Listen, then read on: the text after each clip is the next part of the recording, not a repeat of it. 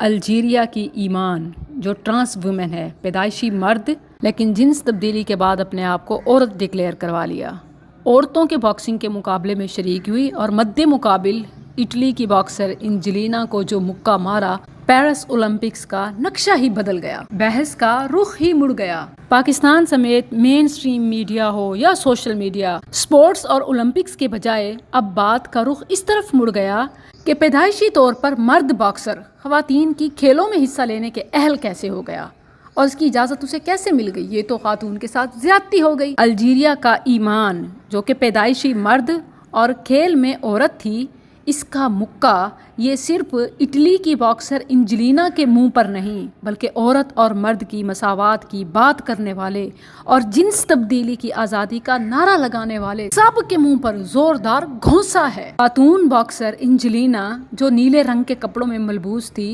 روتے ہوئے میچ چھوڑ کر چلی گئی کہ مقابلے میں خاتون اترا ہوا تھا، یہ عورت کا نہیں مرد کا مکہ تھا، مجھے آج تک اتنا نہیں پیٹا گیا۔ کئی مقابلے لڑے جیتے، عورتوں کے مکے کھائے، مگر یہ عورت کا ہاتھ نہیں تھا۔ انجلینا کا یہ جملہ پیرس اولمپکس کے ساتھ ساتھ مرد و زن کی سو کالڈ برابری، مساوات اور جنس تبدیلی کی آزادی کی بات کا پردہ چاک کر گئے۔ حیرت اور مزے کی بات یہ ہے کہ مساوات اور جنس تبدیلی کی آزادی کی بات کرنے والوں کی چیخیں نکل گئیں۔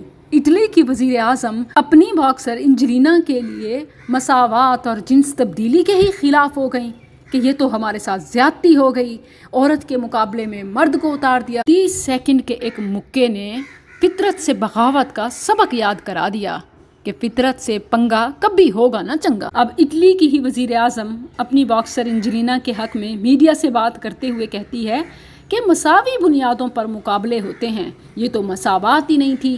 جنس کی تبدیلی کے ساتھ اصل میں تو مرد کو عورت کے مقابلے میں کھڑا کر دیا۔ یہی ٹرانس وومن جب پہلے مرد تھا، کئی بار مردوں کے کھیلوں کے مقابلے میں شریک ہوا مگر ہر بار ہار گیا۔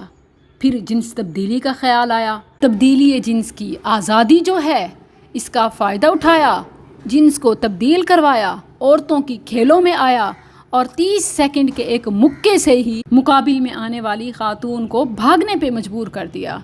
ایک مکے کے بعد بریک لی اور دوسرے مکے کے ساتھ شکست کا اعتراف کیا۔ پھر لہولہان سکرٹ کو اتارنے اور خون صاف کرنے کے بعد جب ہوش آیا تو اس حقیقت کا اعلان کیا کہ بھلا عورت کا مرد سے کیسے مقابلہ ہو سکتا ہے، میرے ساتھ تو زیادتی ہو گئی۔ پاکستانی آنٹیوں سنبھل جاؤ، یہ مساوات کے بخار اور تبدیلی جنس کے خیال کو نکال دو ورنہ ایک مکہ چھٹی کا دودھ یاد کرا سکتا ہے۔ ابھی بھی وقت ہے، زرداری، عمرانی، نقوی، نواز کے پاس شدہ ٹرانسجنڈر ایکٹ کی ریورس قانون سازی ہو جائے، وگرنہ مکوں کا سلسلہ شروع ہو چکا ہے اور یہ بھی کوئی پہلا واقعہ نہیں ہے۔